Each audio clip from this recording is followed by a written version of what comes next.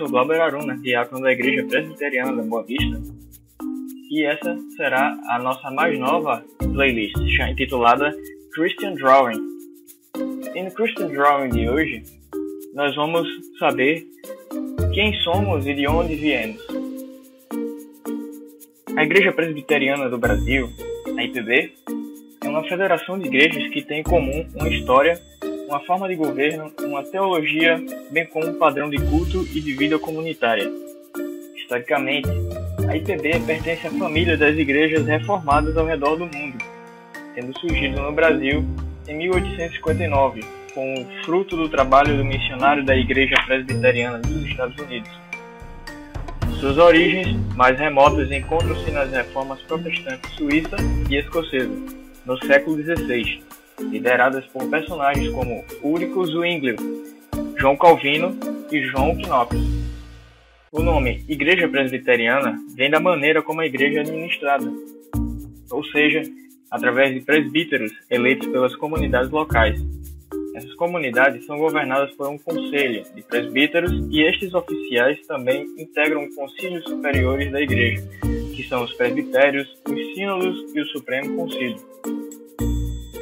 Quanto à sua teologia, a Igreja Presbiteriana do Brasil é herdeira do pensamento do reformador João Calvino e das notáveis formulações confessionais, elaboradas pelos reformados dos séculos XVI e XVII, que são as confissões de fé e catecismos.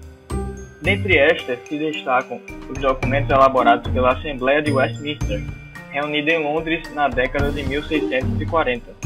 A Confissão de Fé de Westminster, bem como os seus Catecismo Maior e Breve, são adotados oficialmente pela IPB como seus símbolos de fé ou padrões doutrinários.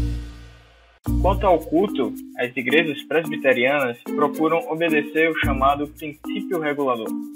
Isso significa que o culto deve ater-se às normas contidas na Escritura, não sendo aceitas as práticas proibidas ou não sancionadas explicitamente pela mesma. O culto presbiteriano caracteriza-se por sua ênfase teocêntrica, a centralidade de Deus triuno, simplicidade, reverência e inódia com conteúdo bíblico e pregação expositiva. Reformados. O que são os reformados? O presbiterianismo derivou da reforma protestante do século XVI. Pouco depois que o protestantismo começou na Alemanha, sob a liderança de Martinho Lutero, surgiu uma segunda manifestação do mesmo no cantão de Zurique, na Suíça, sob a direção de outro ex-sacerdote, Ulrico Zwingli. Para distinguir-se da reforma alemã, esse novo movimento ficou conhecido como Segunda Reforma ou Reforma Suíça. O entendimento de que a reforma suíça foi mais profunda em sua ruptura com a igreja medieval e em seu retorno às escrituras fez com que recebesse o nome do movimento reformado e seus simpatizantes ficassem conhecidos simplesmente como reformados. Inicialmente, o movimento reformado esteve mais ligado à pessoa de Zwingli. Porém, com a morte prematura dele, o movimento veio associar-se com seu maior teólogo e articulador, o francês João Calvino. A propósito, os protestantes, fossem eles luteranos ou reformados, só passaram a ter essa designação a partir da Dieta de Spira, em 1529. Portanto, o movimento reformado é o ramo do protestantismo que surgiu na Suíça no século XVI, tendo como líderes originais Ulrico Zwingli em Zurique e João Calvino em Genebra. Esse movimento veio a caracterizar-se por certas concepções teológicas e reformas de organização eclesiástica, que o distinguiram de outros grupos protestantes, luteranos, anabatistas e anglicanos. A tradição reformada foi preservada e desenvolvida pelos sucessores imediatos e mais remotos dos líderes iniciais, tais como João Henrique Bullinger, Teodoro Beza, os puritanos ingleses e outros. Até hoje, as igrejas ligadas a essa tradição no continente europeu são conhecidas como igrejas reformadas, da Suíça, França, Holanda, Hungria, Romênia e outros países. Porém, o termo reformado é mais que a designação de uma tradição teológica ou eclesiástica. É um conceito abrangente que inclui todo o modo de encarar a vida e o mundo a partir de uma série de pressupostos, entre os quais se destaca a soberania de Deus. E quem são os calvinistas? O calvinismo, como o nome indica, é o sistema de teologia elaborado pelo mais articulado e profundo dentre os reformadores, o Calvino. Esse sistema, contido especialmente na obra magna de Calvino, a instituição da religião cristã, ou Institutus, resulta de uma interpretação cuidadosa e sistemática das Escrituras, e tem como um de seus principais fundamentos a noção da absoluta soberania de Deus como Criador, Preservador e Redentor.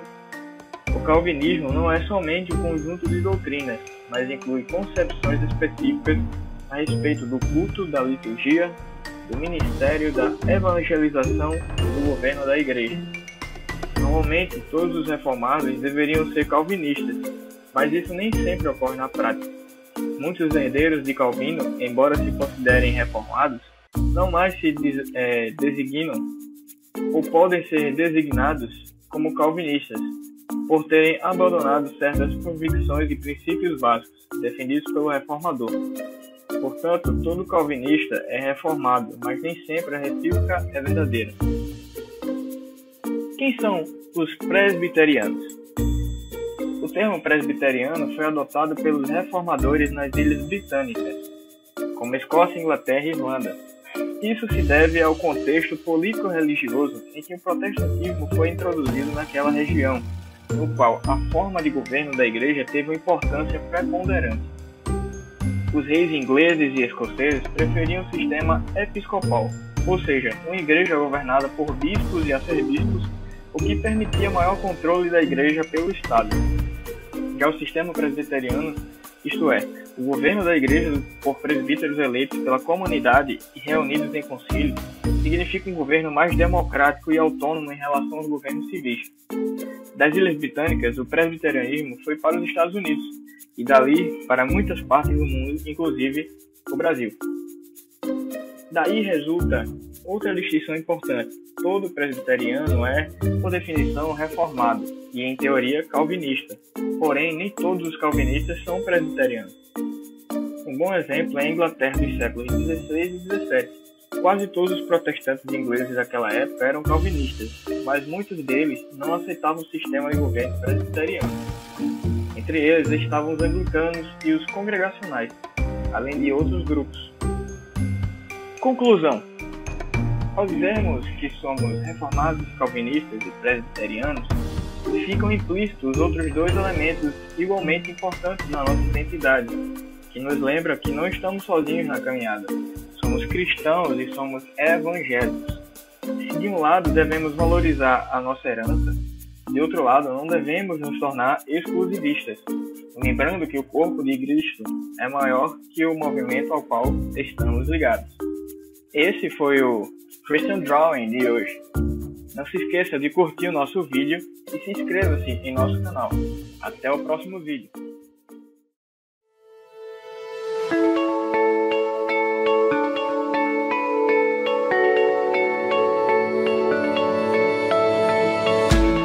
Daniel Dias é conhecido como um campeão mundial. O maior medalhista de todos os tempos da natação paralímpica. Mas o que algumas pessoas não sabem é que a força de Daniel não vem da busca pelas medalhas, mas sim da sua fé. A minha motivação justamente vem de Cristo. Minha mãe falou algo que quando eu falo da sabedoria que Deus deu para eles, foi isso. Você cresceu assim, foi Ele que te fez, você é uma obra-prima de Deus. E ali foi quando eu fui começando a entender, né? Todos nós somos feitos à imagem e semelhança de Cristo, mas não somos iguais.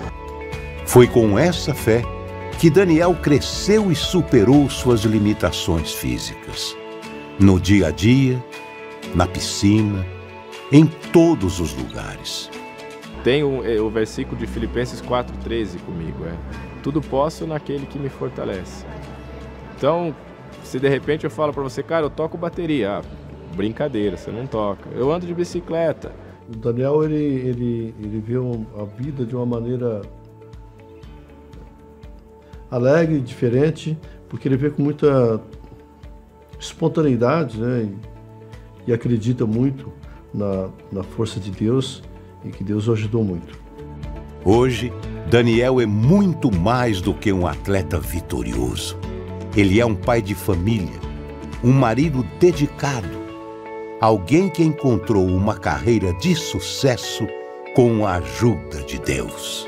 Eu comecei a treinar já aqui em Bragança Paulista e aí fui para a minha primeira competição em junho de 2005 e foi onde eu posso dizer que foi minha abraçada inicial. E foi ali onde eu descobri o dom que Deus tinha me dado e eu estou apenas lapidando isso até hoje. Daniel também é membro da Igreja Presbiteriana do Brasil. Foi onde encontrou pessoas como ele, que vivem motivadas pela fé genuína em Cristo. Para mim, a Igreja Presbiteriana ainda prega o verdadeiro Evangelho, o que o Evangelho é de fato. Simples, puro e verdadeiro. Ter uma igreja séria, entender o que é o verdadeiro Evangelho, ter a comunhão dos irmãos. Então isso é muito bacana. Isso nos ajudou muito. E foi na Igreja Presbiteriana do Brasil que ele também encontrou sua esposa, com quem tem hoje 2 filhos. Minha esposa e eu, a gente se conheceu na igreja quando eu vim para morar em Bragança. Ela é uma pessoa incrível, maravilhosa e o principal, né? Ela me ama assim como Cristo me ama, assim como eu sou.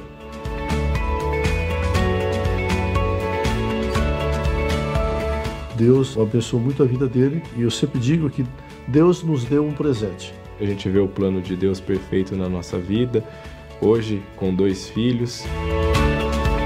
E essa foi a maior vitória de Daniel Dias. Descobrir que Deus tem um propósito para ele.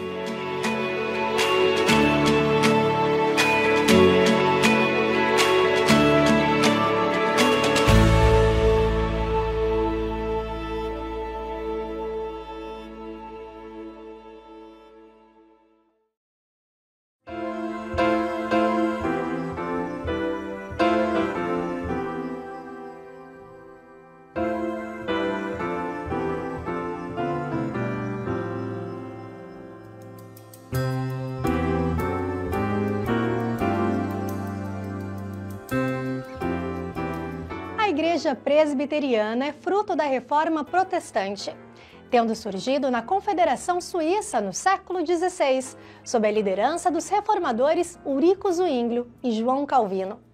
A igreja é chamada presbiteriana devido ao seu sistema de governo por meio de oficiais eleitos, os presbíteros, como se observa no Novo Testamento. Dentro de poucos anos, o chamado Movimento Reformado se difundiu por vários países europeus e mais tarde alcançou os Estados Unidos. Em 1859, vindo daquele país, chegou ao Rio de Janeiro o reverendo Ashbal Green Simonton, o fundador da Igreja Presbiteriana no Brasil. Nos anos seguintes, vieram muitos outros missionários e também foram ordenados vários pastores brasileiros.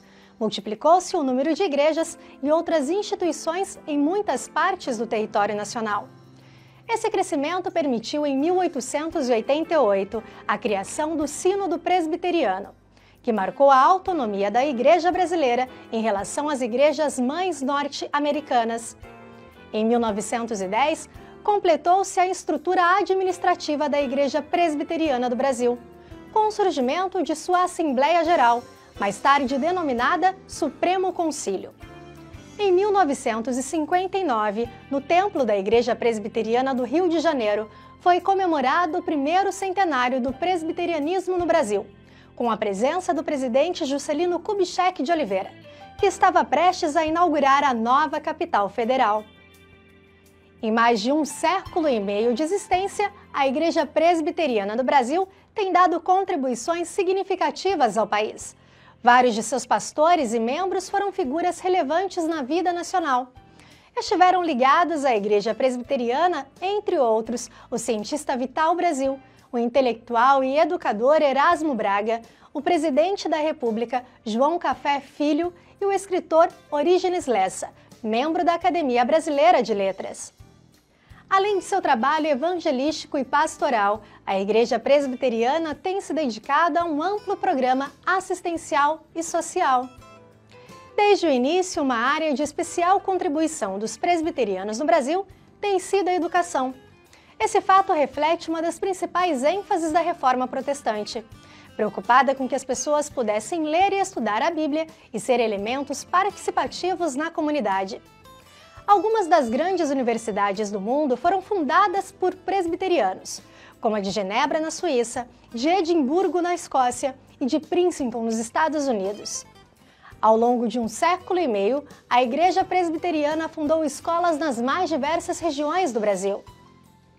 Todavia, a primeira e mais importante instituição educacional presbiteriana do Brasil foi a Escola Americana de São Paulo, criada em 1870, apenas 11 anos após a chegada dos presbiterianos ao Brasil. Depois da proclamação da República, a Escola Americana se transformou no Mackenzie College, antecessor da Universidade Presbiteriana Mackenzie, uma das mais destacadas do país, criada em 1952.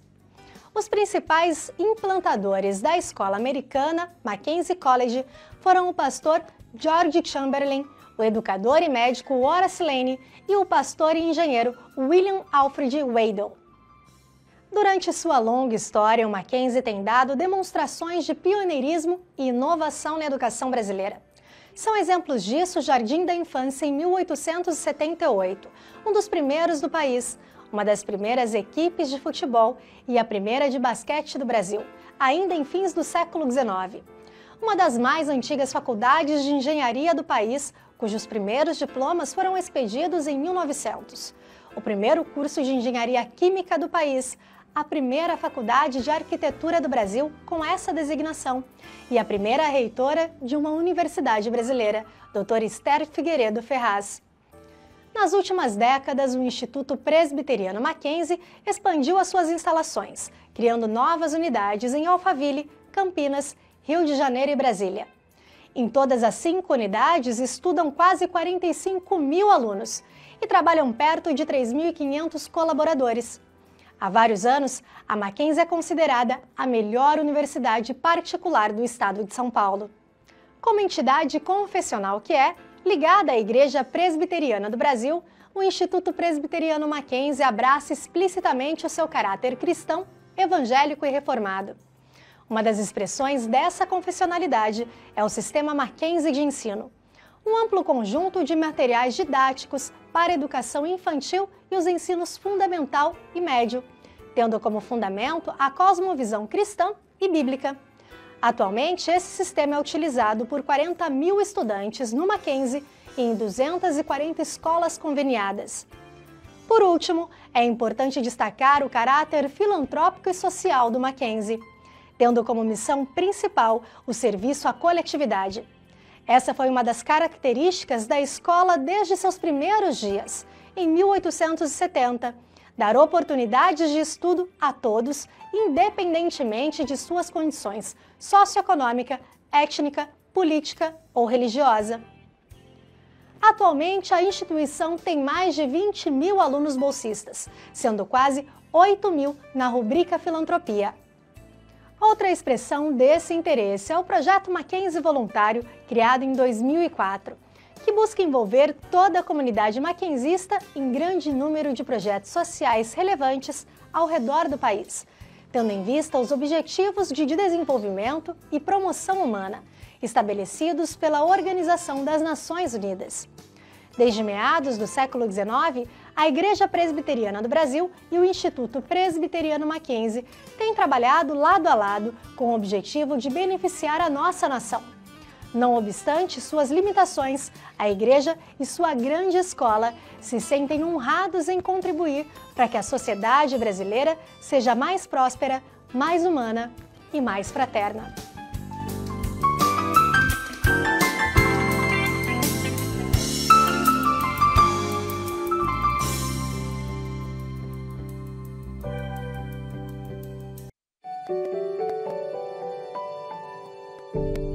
De repente, um inimigo invisível colocou o mundo de joelhos.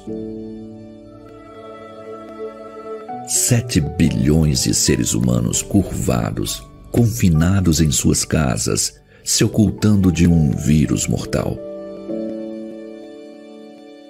Todos à espera de um remédio milagroso ou de alguém que encontre uma saída, uma luz para o fim do vírus.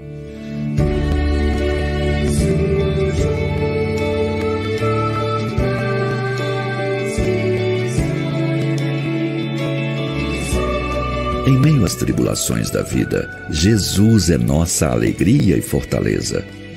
Confie nele, porque o choro pode durar uma noite, mas a alegria vem pela manhã. Jovem era Ashbel Green Simonton. Do seu ideal missionário, nascia a primeira igreja presbiteriana no Brasil. Hoje, somos mais de 1 milhão de brasileiros que comungam da mesma fé de Simonton. Igreja Presbiteriana, desde 1859, transformando vidas com a palavra de Deus.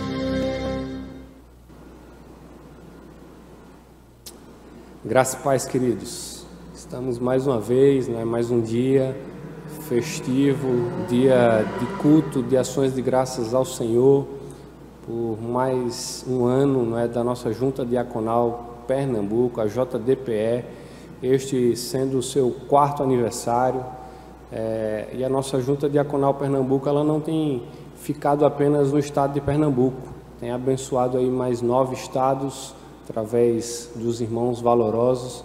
Nós louvamos a Deus pela vida de cada um desses irmãos que tem tanto nos abençoado aqui no nosso estado e aí no Brasil inteiro. Rogamos que o Senhor continue abençoando esses diáconos valorosos e mais uma vez saudamos os nossos irmãos diáconos do Brasil inteiro, no nosso estado, pedindo que o Senhor continue assim abençoando suas vidas.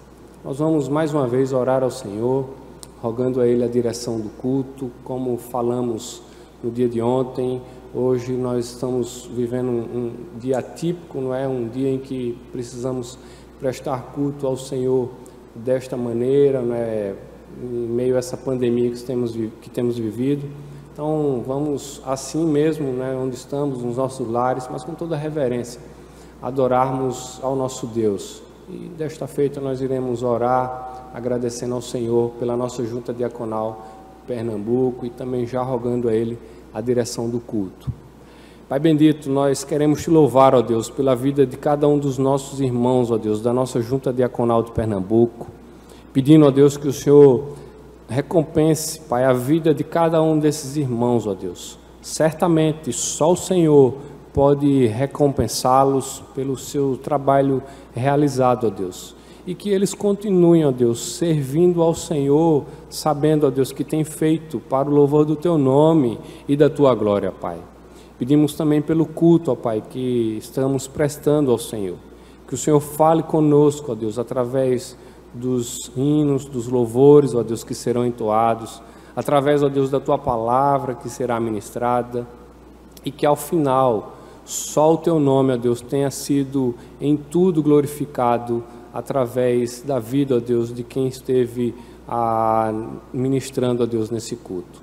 Nós oramos assim, para o louvor do Teu nome e da Tua glória, Pai. Em nome e por amor do Teu Filho Jesus Cristo, que vive e que reina para todos sempre. Irmãos, no mesmo espírito de adoração ao Senhor, abram suas Bíblias no livro de Salmos, número 29, e nós vamos ler dos versos 2 ao verso 4. Salmos 29, do verso 2 ao verso 4. Leiamos. Tributai ao Senhor a glória devida ao seu nome. Adorai o Senhor na beleza da santidade. Ouve-se a voz do Senhor sobre as águas. Troveja o Deus da glória. O Senhor está sobre as muitas águas. A voz do Senhor é poderosa. A voz do Senhor é cheia de majestade. Amém. Chamamos agora para entoar hinos de louvor ao Senhor, o grupo de louvor. Graças a Deus, o Senhor é o nosso rochedo forte, nele em quem confiamos.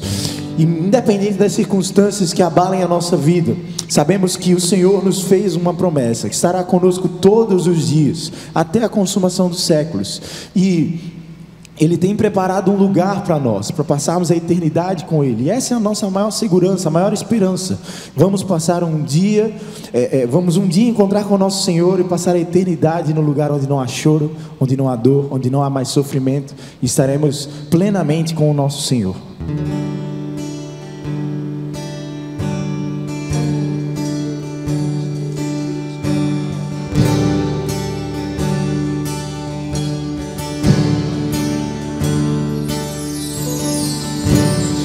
Quando o coração estiver aflito, se lembre de quem Ele é. Pra ver o Pai, olhe para o Filho, Deus que se revelou a nós, a vida eterna já nos deu. Alegria e paz começam aqui.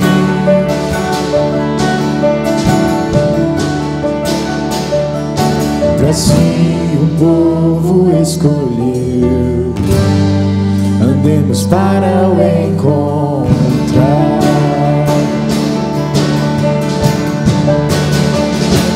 E então vamos cantar, voltando ao eterno lar, pela estrada que nos conduz, vivendo do seu amor. Quando o coração estiver aflito, se lembre do que Ele fez. Tudo que criou e sustentar, pelo poder da sua mão, nos estendeu a adoção. Somos filhos da aliança eterna.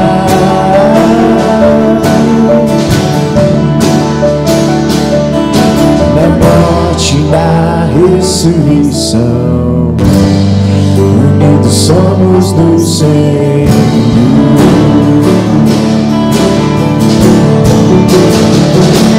E então vamos cantar,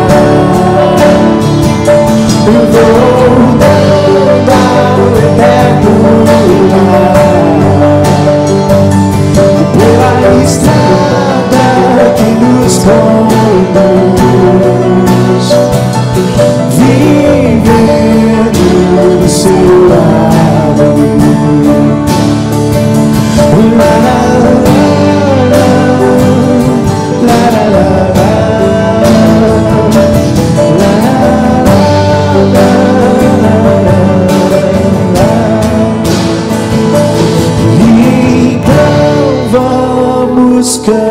cantar,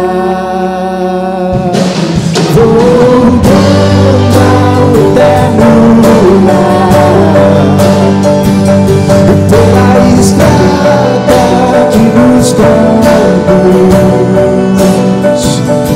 vivendo o seu amor.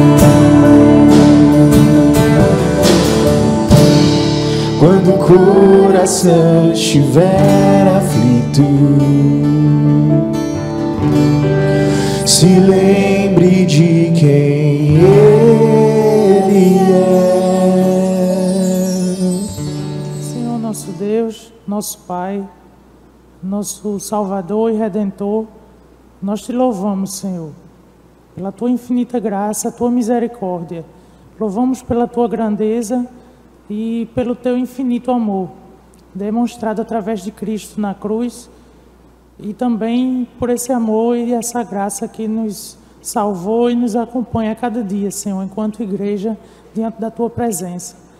Te louvamos porque este grupo de juntas diaconais de Pernambuco, reunindo os diáconos de Pernambuco e de outros estados, Senhor, completa 4 anos, firme em tua presença, e te louvamos pelo teu sustento, pela tua provisão, e porque somente o Senhor é que é digno de toda a honra e toda a glória, e digno de fazer esse grupo se sustentar, se permanecer até hoje, Senhor, desenvolvendo tantas ações e fazendo a tua vontade, Senhor. Te louvamos por tudo isto, pedimos que continues conduzindo a cada momento desta celebração, em nome de Jesus. Amém.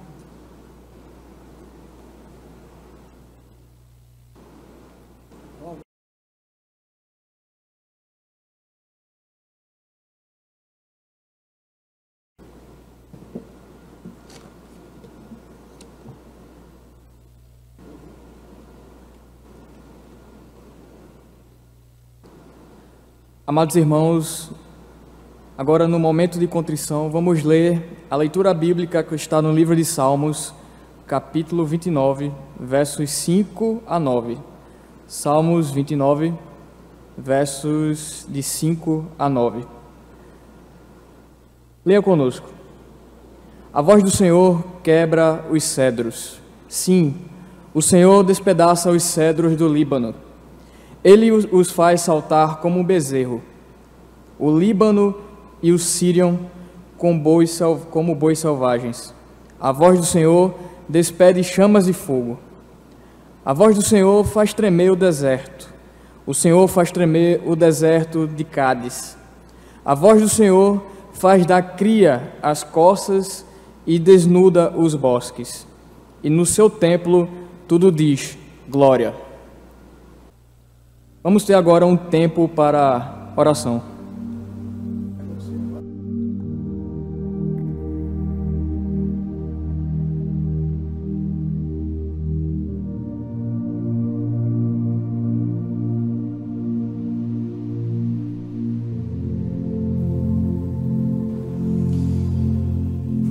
Pai querido, Pai amado, Senhor Deus, graças te damos. Deus, muito obrigado, Pai, porque o Senhor Deus Todo-Poderoso, a tua voz é poderosa. Deus, muito obrigado, Pai, porque em meio a tempestades, o Senhor está conosco. Deus, que o Senhor possa estar cada dia mais nas nossas vidas, que a gente possa estar deleitado na tua palavra, Senhor, que a gente possa estar meditando nos teus ensinamentos, estudando a palavra do Senhor, que a gente possa estar o tempo todo aos teus pés. Deus, que a gente possa estar reconhecendo quão pecadores nós somos, quão miseráveis nós somos, mas pela graça do Senhor nós somos remidos. Pelo teu sangue precioso, o Senhor nos dá vida e vida em abundância. Louvado seja o teu nome. Em nome do teu Filho Jesus. Amém. Agora nós vamos ter um momento com o nosso coral.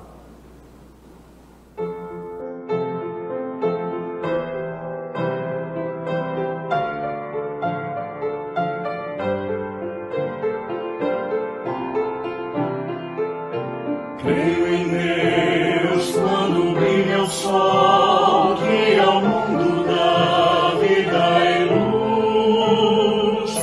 Creio em Deus quando cai a chuva ao redor.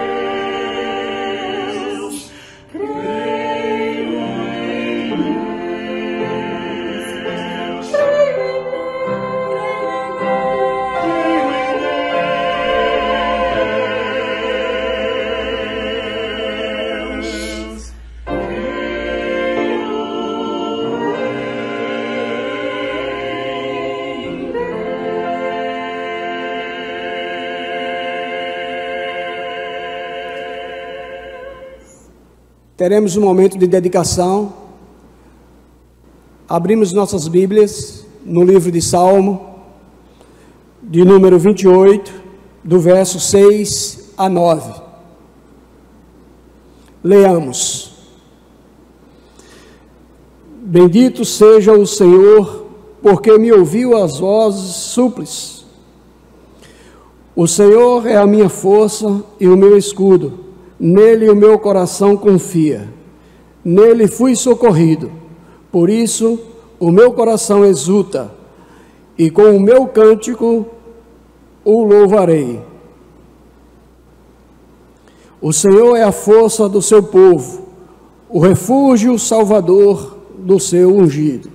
Salva o teu povo e abençoa a tua herança. Apacenta-o e exalta-o para sempre.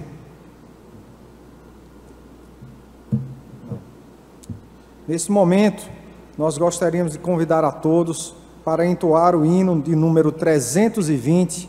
Dentro do momento de dedicação, nós estamos realizando diversos projetos sociais liderados pela Junta Diaconal de Pernambuco.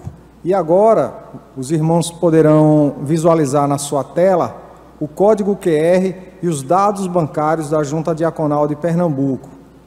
Estas ofertas servirão para vocês apoiarem a cada um destes projetos sociais.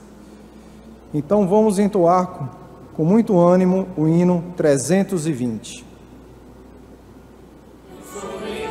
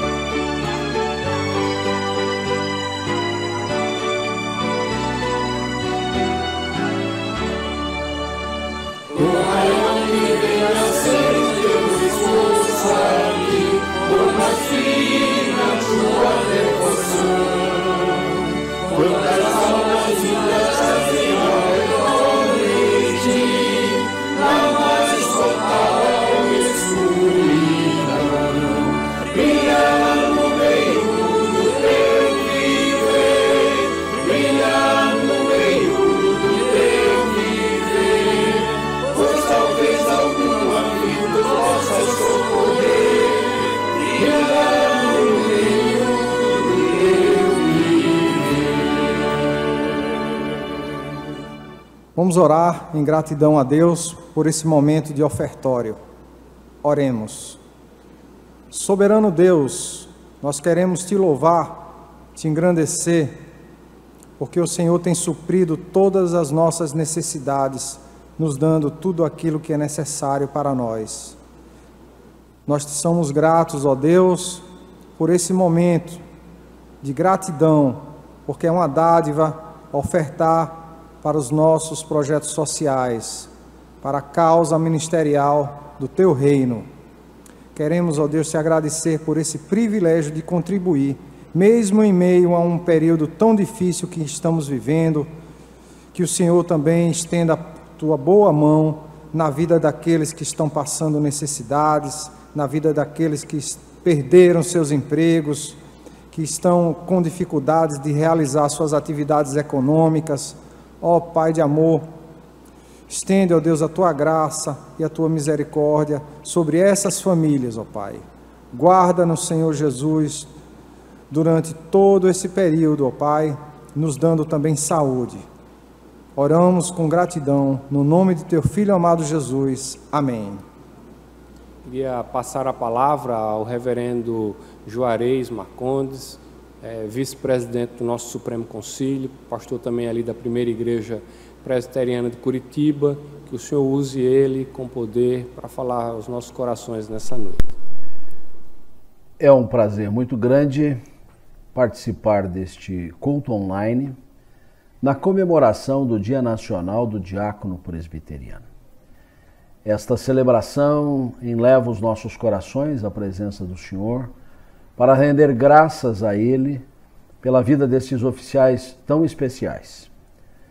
O diaconato instituído na Palavra de Deus para um atendimento muito específico no seio da igreja tem ganhado proporções gigantescas. Os diáconos têm sido uma base muito importante do desenvolvimento das igrejas locais, no atendimento dos menos favorecidos, no cuidado da casa do Senhor, diversificando-se em muitas atribuições.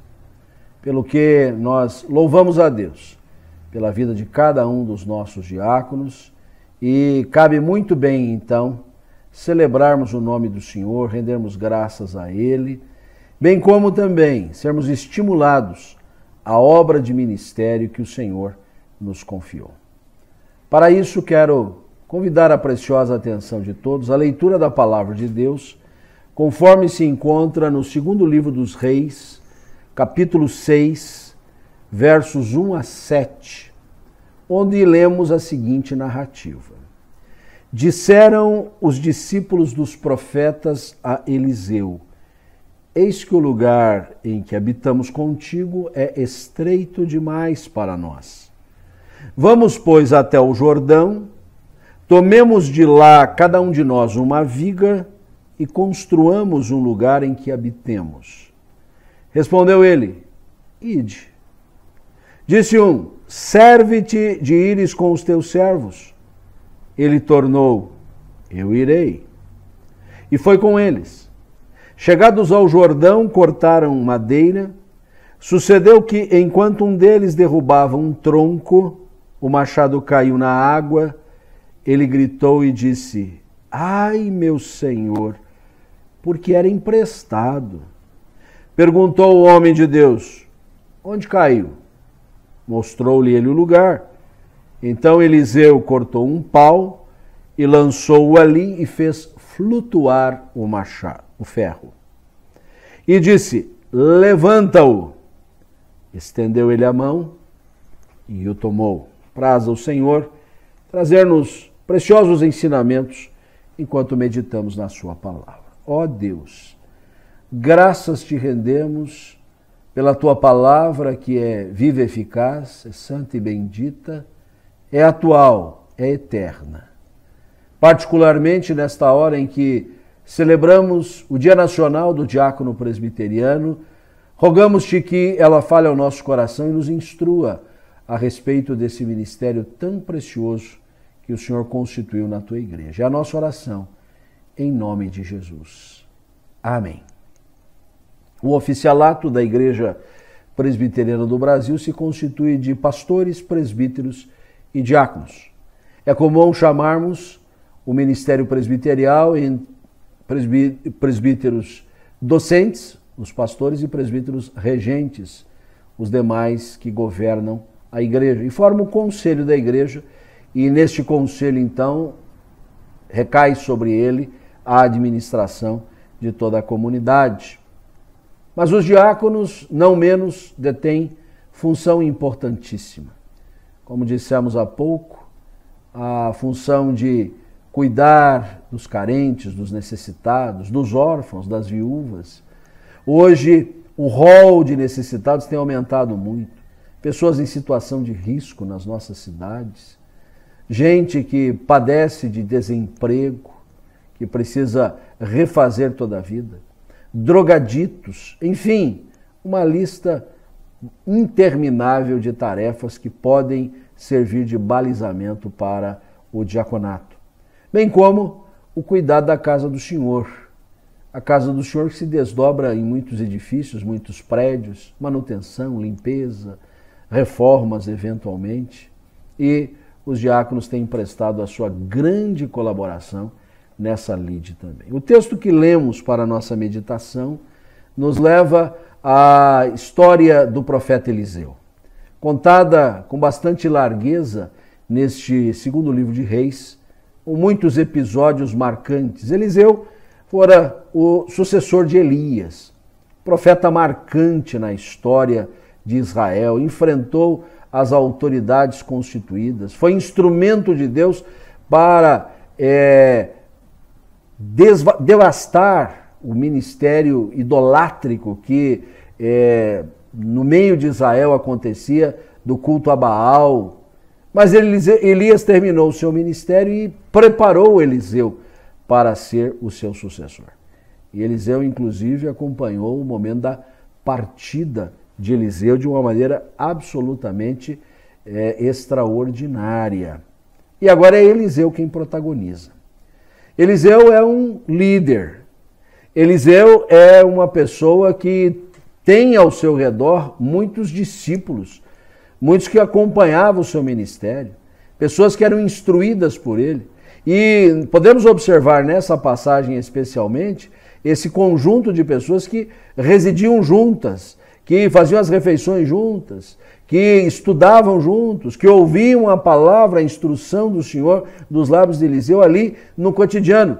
Nós diríamos com muita tranquilidade que a impressão que dava é que era um seminário.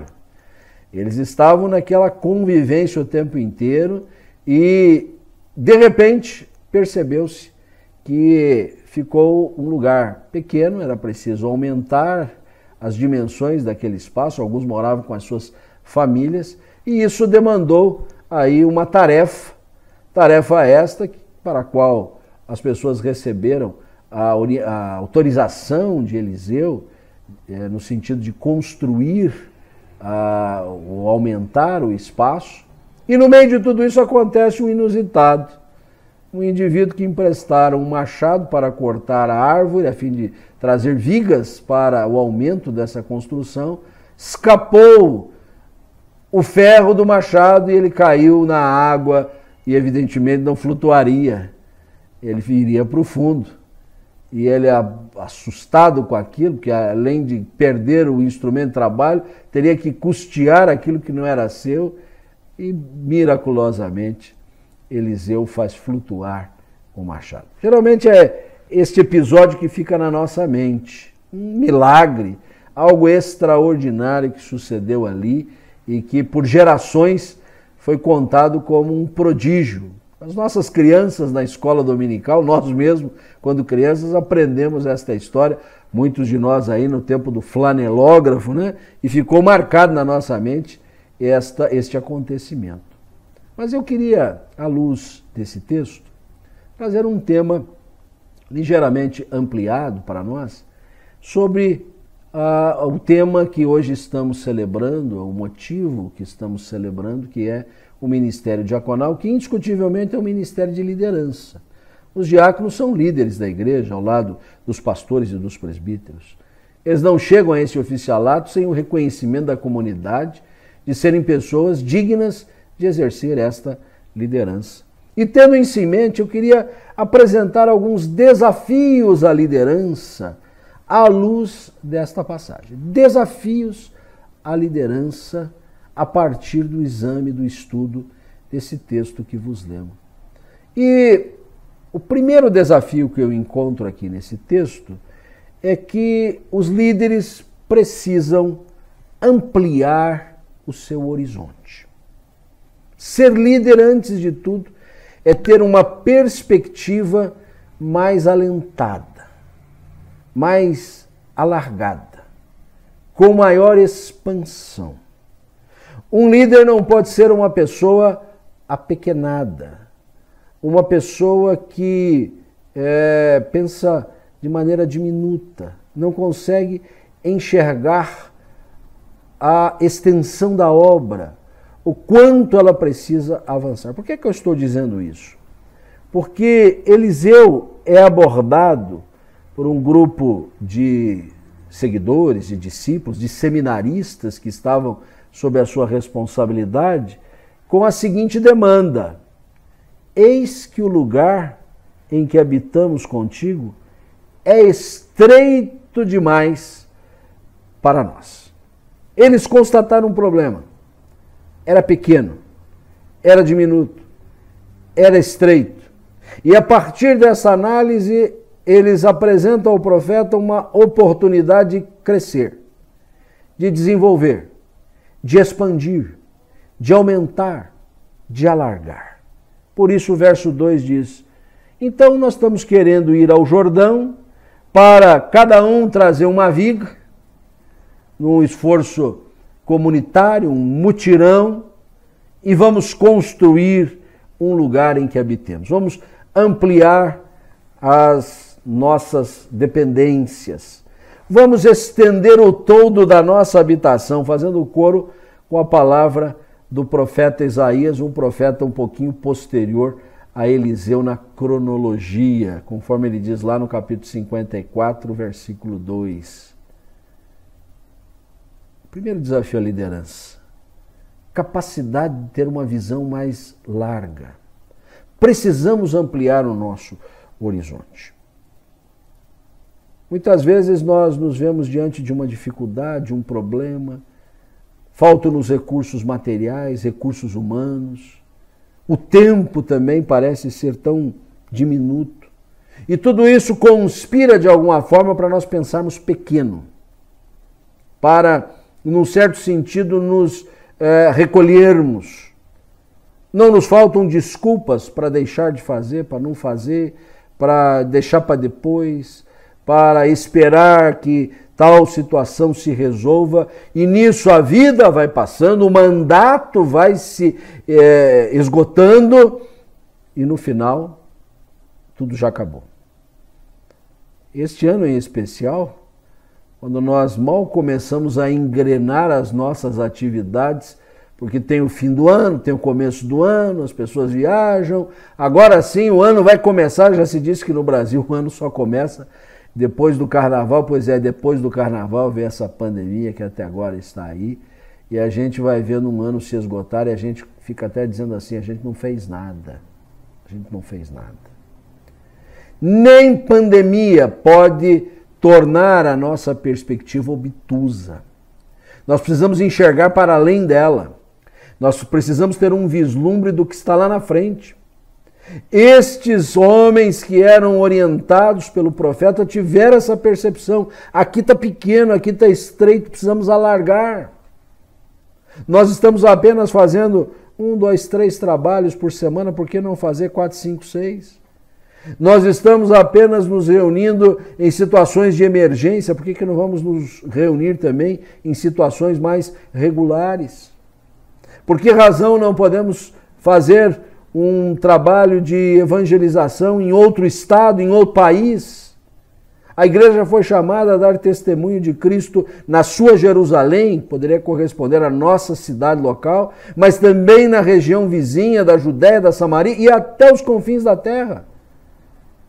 Nas minhas andanças Brasil afora, tenho me deparado com inúmeras igrejas pequenas, mas que têm a visão alargada, contribui com missões mundiais, porque tem o seu horizonte ampliado. Então, o primeiro desafio da liderança é não se embotar, é não se fechar em si mesma, é não tapar os olhos, é ampliar o seu horizonte. Fiquemos, pois, com esta primeira lição. A segunda lição, ou o segundo desafio à liderança, é que tanto quanto precisamos ampliar o horizonte, devemos estimular a participação. Os discípulos foram a Eliseu e apresentaram a demanda. Eliseu, quem sabe, poderia responder assim: vamos pensar um pouquinho, acho que vocês estão um pouco apressados demais. Será que é hora de fazer isso? Será que nesse momento não seria melhor a gente deixar isso para daqui a pouco, né? Não tem outra prioridade? A gente que está no exercício da liderança, às vezes se vê oprimido por essas circunstâncias. Mas eu acho notável que Eliseu, neste episódio, a gente poderia dizer, era um homem de poucas palavras. Não é só agora que a gente vai observar isso, toda a exposição da mensagem a gente vai observar. Vejam bem, os discípulos foram até ele com o seguinte discurso: o lugar que nós estamos é estreito demais e nós precisamos aumentar, então a gente está pensando em ir lá no Jordão, tomar tábuas, né, cortar árvores, trazer vigas e vamos construir um lugar em que habitemos. Como é que Eliseu reagiu? Respondeu ele: ide. Ide. Talvez até falou tão baixinho como estou falando agora, que o pessoal diz assim: como é que é? E ele, sem usar sinônimos, fazer frases feitas, um discurso, ele disse: ide. Devemos estimular a participação. Muitas vezes chegam-nos demandas que vêm da comunidade, de famílias, de irmãos, de ministérios da igreja. No exercício do pastorado eu vivo sempre recebendo esse tipo de solicitação. E eu confesso que uma grande tentação da gente diz: não, gente, agora não está na hora. Então, nesses últimos tempos agora, a pandemia está aí. Nós devemos ser como Eliseu. Alguém chega com um anseio, com um desejo de ampliar, de crescer, de desenvolver, de expandir, de evangelizar, de fazer missão. Vamos parar de jogar água fria. Vamos estimular a participação. E eu me refiro agora à pandemia. Tão logo ela se iniciou, recebi aqui alguns irmãos da igreja que disseram: pastor, nós precisamos fazer um trabalho de coleta de gêneros alimentícios, de produtos de limpeza, de roupas, inclusive para o frio que vai chegar, aqui a nossa cidade é bem mais fria, de máscaras que as pessoas precisam usar, e em poucos dias o ministério estava montado, organizado, e ele se expandiu por todo o nosso sínodo, inclusive, tendo como sede aqui a nossa igreja, que é central, muita gente participando. Era exatamente o momento que as pessoas podiam dizer: agora não dá para fazer, né, pastor? E eu confesso que eu fiquei tentado a dizer: vocês têm certeza disso? Mas eu acho que eu fui tocado pelo espírito de Eliseu. Ide. Deus vai prover recursos, Deus vai levantar pessoas, Deus não vai deixar faltar nada, Deus vai nos preservar a saúde. E eu me surpreendi, porque eu chegava muitas vezes aqui de manhã cedo na igreja e já tinha um rol de cestas básicas lá num salão, com sacolas de roupa, produtos de higiene. No final do dia já tinha ido tudo embora, que tinha gente precisando. No dia seguinte era a mesma história. Chegava cedo aqui, tinha um monte de coisa para durante o dia ser distribuído, e assim foram milhares de atendimentos feitos. Então vamos estimular a participação. Às vezes alguns chegam até com umas ideias meio malucas. Depois a gente burila, aprimora, mas não vamos deixar as pessoas no hora veja. Eliseu não fez isso. Não era uma demanda pequena. Eliseu poderia ter sim dito: espere um pouquinho, mas ele foi tomado por esse sentimento de quem é líder. Líder tem que estimular a participação. Não pode ficar tirando o ânimo das pessoas, tem que entusiasmar as pessoas. Tem que levá-las assim a um espírito de empreendimento que não nos pode faltar. Primeiro desafio da liderança, ampliar o horizonte. Segundo, estimular a participação. Terceiro desafio, a liderança. Liderança não pode deixar de acompanhar o desenvolvimento. Então vejam bem, os discípulos chegaram a Eliseu com uma demanda. E Eliseu estimulou a participação. Ide. Mas no primeiro plano ele só disse, vocês vão. Até que eles disseram para Eliseu, versículo 3, serve-te de ires com os teus servos. E a resposta de Eliseu também, pouquíssimas palavras, uma só na verdade, irei, ou eu irei.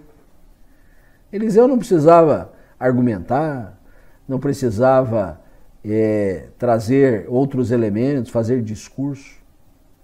Eles entenderam que a presença física de Eliseu ali, naquele trabalho de cortar árvores, de fazer o carregamento, era um estímulo, mas era também a oportunidade que Eliseu, o grande líder deles, acompanhasse o progresso da obra.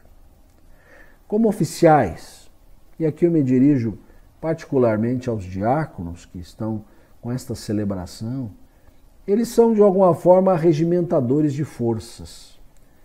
Pessoas veem no trabalho do diácono uma oportunidade de servir. E os diáconos então dizem, vamos servir, vamos. É o estímulo. Mas não estimule alguém e fique de longe, e fique alheio, e fique sem saber o que está acontecendo. Vai para a linha de frente, pega a mão no arado junto. Sua presença ali, física, real, palpável, tangível, o seu olhar vai mostrar o seu interesse. Então, o desafio que está em tela aí é que nós precisamos acompanhar os passos. Um projeto que se abre, ele tem muitos passos. Uma congregação que vamos abrir, né? Procurar o local, começar a reunir as famílias do bairro, depois então, finalmente, entrar num imóvel alugado ou comprado, montagem das coisas, começar a organizar a agenda de trabalho, encontrar um obreiro para servir ali com mais dedicação. São vários passos que a gente não pode fazer isso à distância, né? Esse mundo virtual, que agora tem sido uma ferramenta indispensável, ele não é substituição da nossa presença física. Tem gente que está se equivocando, né? Debaixo dessa terminologia, o novo normal, que ninguém tem a menor ideia do que vai ser. Passa-se às vezes a impressão que nós não vamos mais nos ver pessoalmente. Precisa acompanhar de perto, precisa estar lá, precisa sentir o cheiro da coisa, precisa sentir o paladar do que está acontecendo. E o que Eliseu fez? Eu irei. Eliseu podia dizer assim, mas eu preciso orar mais, eu preciso ouvir a voz do Senhor, eu preciso estar numa outra dimensão. Não, eu vou lá ver o que vocês estão fazendo. Dá para fazer tudo isso junto. Então é preciso acompanhar o desenvolvimento da obra. Desafios à liderança. Ampliar o horizonte, estimular a participação, acompanhar o desenvolvimento. Em quarto lugar, e agora chegamos naquele chamado ponto áureo da história. O trabalho está sendo feito, Eliseu está junto, está vendo o que está acontecendo, e de repente o cidadão deixa escapar o ferro do machado, o ferro cai na água, ele se desespera todo. Quarto desafio à liderança. É preciso contar com o inesperado. A gente tem uma visão ampliada, a gente está estimulado para fazer a obra, a gente acompanha o desenvolvimento e mesmo assim acontecem coisas inesperadas. Coisas que a gente planejou não aconteceu, elas acontecem. Nós tínhamos previsto muita coisa, mas sempre tem uma coisinha que escapa. De repente a gente é tomado de uma infausta surpresa. Decepção mesmo. coisas negativas acontecem, gente que nos decepciona, recursos que não chegam, pessoas que se ausentam. Muita coisa pode acontecer no processo todo. O ferro pode escapar do machado e cair no fundo da água, e ainda acrescente-se o problema que naquele caso ali o machado era emprestado e a gente depois não sabe como é que vai dar conta da coisa. Pois é. Esse é um desafio que nós temos que enfrentar. Ninguém vai para uma obra de missão, de evangelização, de crescimento do reino de Deus, de pregar o evangelho de Jesus, de fazer a obra de tornar conhecido o nome de Cristo como único e suficiente Salvador, pensando assim, nós estamos no melhor dos mundos, não vai acontecer nada de errado. Vai acontecer sim. Pode acontecer sim. Pode haver perseguição, pode haver contrariedade, adversidade, pode haver um monte de coisa. Então, você está numa disposição de servir, coração queimando pela obra, mas conte com o inesperado. Talvez a coisa mais esperada que pode haver é o inesperado. Desculpe o trocadilho. Quinto desafio à liderança. Mas no meio de uma situação imprevista, nós precisamos crer no extraordinário. Você conta com o inesperado, mas você também crê no extraordinário. Aquele cidadão que ficou vexado com o machado, o ferro do machado caído na água, pensando que desculpa eu vou dar na hora de devolver, chegou no ouvido do Eliseu isso, e o Eliseu só perguntou onde é que ele caiu. Deve ter apontado. Eliseu jogou o pau na água e o ferro miraculosamente flutuou. Nós devemos nos planejar, nos organizar, nos estimular, nós devemos, naquela santa emulação, nos envolvermos, mas uma coisa nós não podemos dispensar, é o concurso divino na nossa vida. As Escrituras Sagradas estão carregadas destas narrativas em que o Senhor, de uma maneira excepcional, interviu, salvou, liberou, livrou. Assim foi a saída de Israel do Egito. Quem diria que aquele imenso povo escravo sairia do jeito que saiu? É o extraordinário de Deus. Quem diria que um indivíduo que cuidava de ovelhas, era um artista, um musicista, fosse tornar o maior rei de Israel, um verdadeiro símbolo messiânico, como foi Davi. São os extraordinários de Deus. Esse mesmo Davi que foi enfrentar um gigante, quem diria que ele poderia derrubar aquele homem enorme? É preciso crer no extraordinário. Nós chegamos a um tempo na história humana, no desenvolvimento da nossa cultura, em que às vezes a gente imagina assim, está tudo arrumadinho, nós sabemos como fazer, é tudo calculado. Sim, mas o extraordinário de Deus é incalculável. Não adianta a gente querer colocar ele dentro de uma caixinha. E este gesto miraculoso, ele é paradigmático. Nós estamos fazendo a obra do Senhor com as capacidades que Ele nos deu e, além disso, Ele nos surpreende muitas vezes com algo que a gente não podia imaginar. Então, esse é um desafio da liderança. Não se deixar levar pelo espírito do mundo em que tem varrido para debaixo do tapete o miraculoso, o sobrenatural, o extraordinário. O mesmo Deus de ontem, é de hoje e será para todo sempre. Sim, esse é um desafio também. Então nós falamos sobre ampliar o horizonte, estimular a participação, acompanhar o desenvolvimento, contar com o inesperado, crer no extraordinário e, em sexto e último lugar, como desafio à liderança, se for necessário, devemos retomar a empreitada. Houve uma parada técnica. Eles saíram para fazer a obra, Eliseu veio acompanhar, estimulando-os a fazer. De repente, o inesperado deram uma parada. Mas o Senhor agiu. Houve um extraordinário, houve um milagre ali, um prodígio. E talvez ali fosse a hora deles ficarem cultuando o milagre. Era o momento deles dizer assim, mas que coisa extraordinária. Esse Eliseu é fabuloso. Esse Eliseu, por isso que a gente trouxe ele salva uma obra que poderia ser parada e a gente fica às vezes focado no milagre e não na obra que tem que fazer. É por isso que o texto bíblico termina com o Eliseu de novo com a palavra, e o Eliseu que era de poucas palavras, o que ele diz precisamos prestar muita atenção. Flutuou o ferro, versículo 7, e Eliseu disse, levanta-o, levanta-o. E eles devem ter ficado tão embevecidos com aquele ferro flutuando que talvez ficasse assim o resto do ano só olhando para aquele ferro flutuar. Mas o ferro flutuou para que ele pudesse ser tirado da água, colocado novamente no pau e a obra continuasse.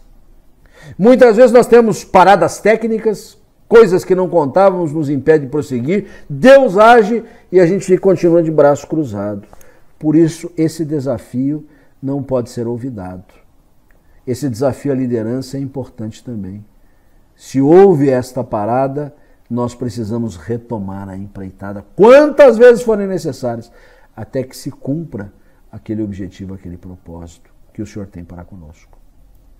Uma junta diaconal que deve servir aos menos favorecidos, que deve acolher o povo de Deus na casa do Senhor, que tem tantas demandas surgindo, em especial ser colaboradora no anúncio do nome do Senhor Jesus a toda a criatura, ela pode considerar estas reflexões que deixamos aqui como desafios a serem enfrentados, a serem tomados, a serem vividos, visando a honra e a glória do Senhor.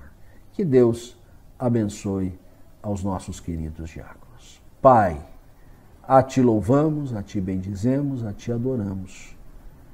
Aplica ao nosso coração e às nossas necessidades aquilo que estudamos nesta hora, e em tudo seja louvado o Teu nome, em Cristo Jesus. Amém. Oremos, irmãos. Senhor, Teu nome é santo, santo, santo. Te adoramos por isso, meu Pai. Te rendemos graças e Te louvamos porque a Tua palavra é a verdade. E ela foi exposta de maneira expositiva para o louvor da Tua glória, meu Deus. Que possamos, meu Deus, aprender dela e praticá-la. Gratos, meu Deus, pelo ofício que o Senhor nos deu. Gratos, meu Deus, pelo cargo de liderança que o Senhor nos confiou. Rogando ao Senhor que esteja abençoando aos oficiais da Tua igreja e em especial aos diáconos. Muito obrigado, Senhor Deus, porque o Senhor tem conduzido os Teus diáconos ao longo da história, desde Estevão até aqui, para proclamar o Teu Evangelho, fazer a Tua obra, para Te bendizer, para servir. Nós Te agradecemos, meu Deus, suplicando, ó Pai, o Teu cuidado, o Teu socorro às nossas vidas, para que possamos, assim como Cristo, servir ao próximo. Te rendemos graças pela Tua palavra que é a verdade, que é inerrante, no nome santo de Jesus. Amém. Vamos adorar nosso Deus com um cântico congregacional.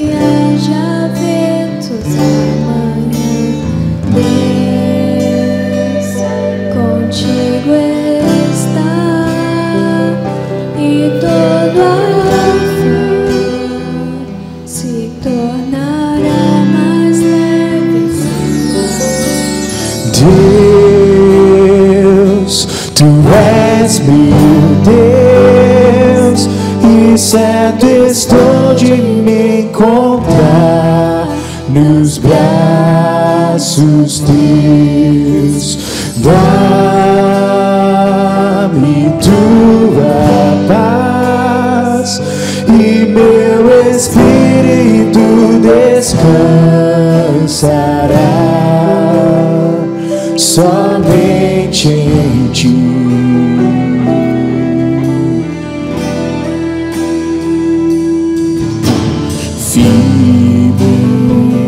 Então minha alma e não se deu a dor que ainda possa acontecer.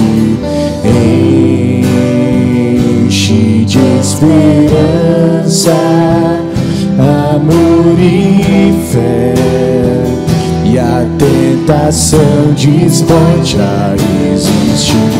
Deus, tu és meu Deus, e certo estou de me encontrar nos braços teus.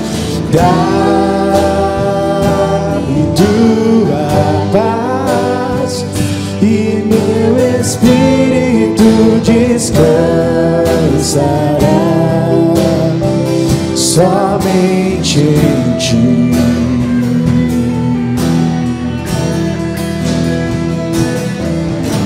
Firme então minha alma e sem deixar o ensino dos caminhos do Senhor. Guarda a esperança e em seu amor enfrenta a vida sem esmorecer. Deus, tu és meu Deus, e certo estou de me encontrar nos braços teus. Dá-me tua paz e meu espírito descansará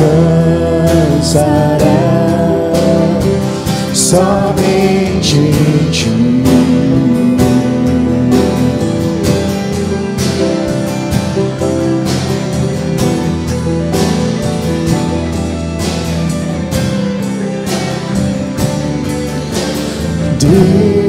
Deus, tu és meu Deus, e certo estou de me encontrar nos braços teus.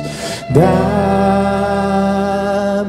tua paz e meu espírito descansará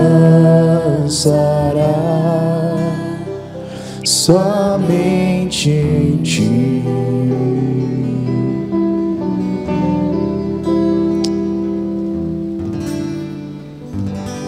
Amém.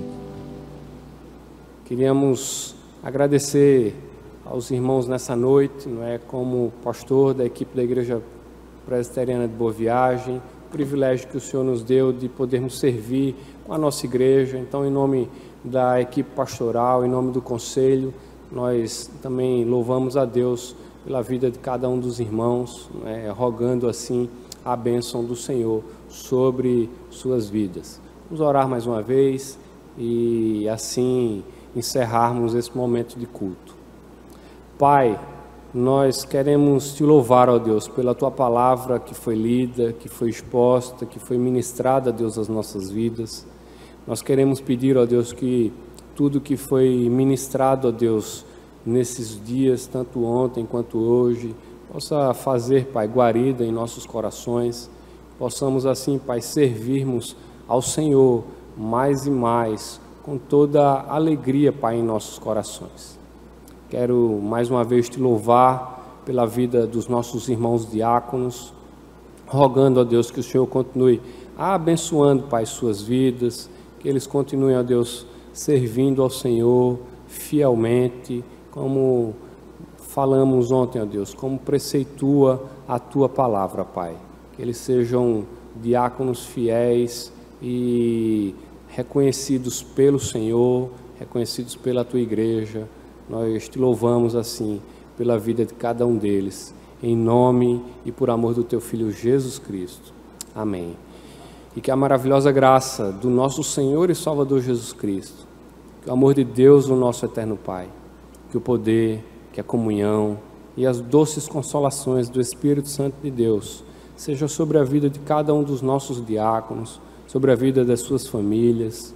Pedimos também que a Tua graça, Pai, seja estendida a todo o Teu povo, desde agora e para todos sempre. Amém.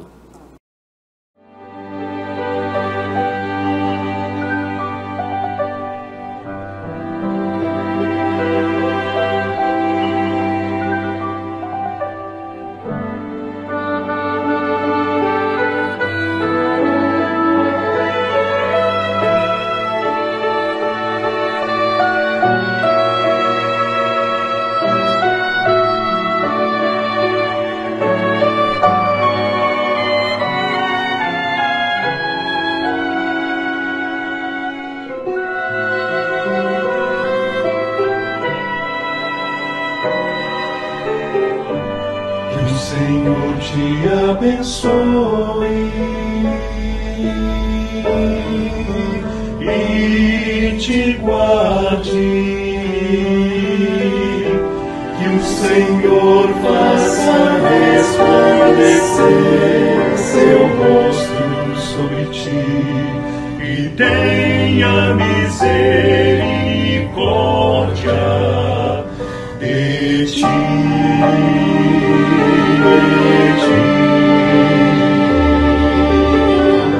Que o Senhor sobre ti levante o seu rosto e te dê a paz, e te dê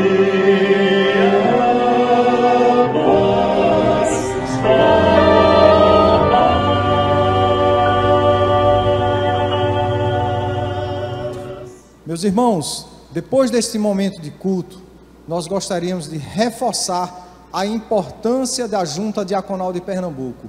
Este grupo que nasceu há 4 anos, que tem o objetivo de interagir com as juntas diaconais, que tem o objetivo de fazer com que igrejas grandes apoiem igrejas pequenas, que nós possamos apoiar os nossos pastores, as nossas instituições presbiterianas, as nossas instâncias e melhorar a capacitação teológica dos nossos diáconos.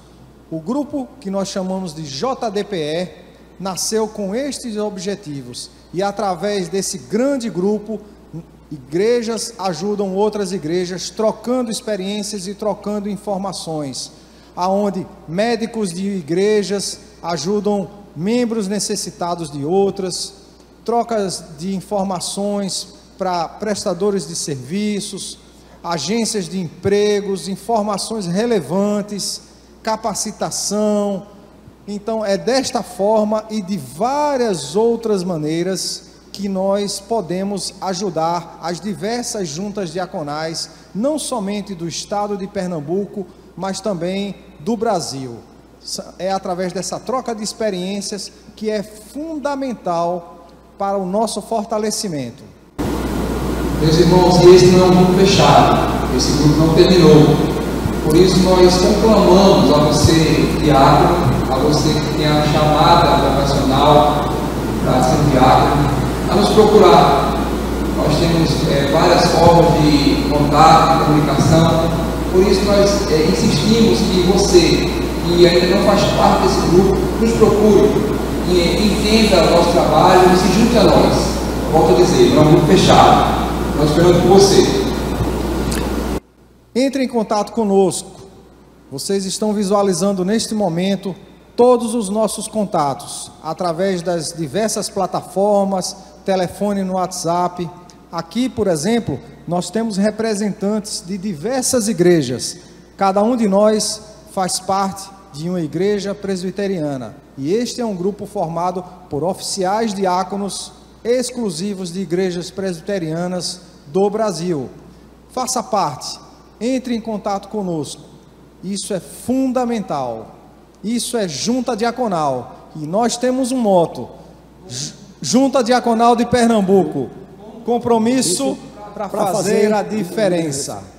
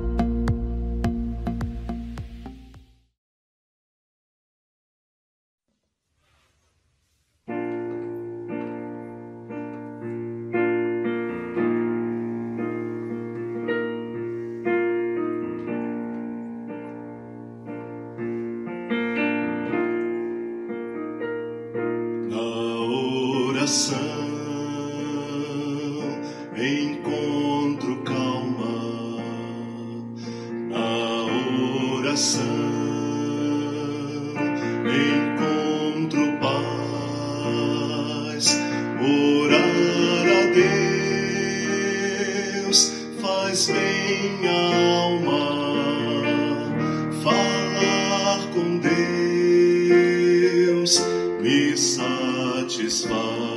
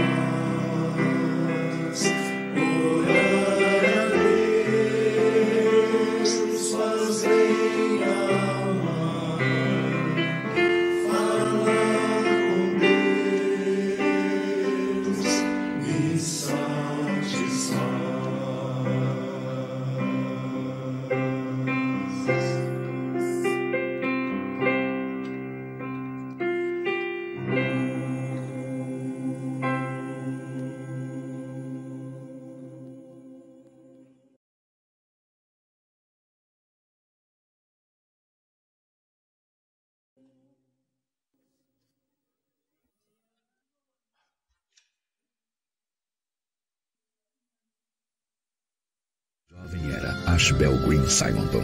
Do seu ideal missionário, nascia a primeira igreja presbiteriana no Brasil.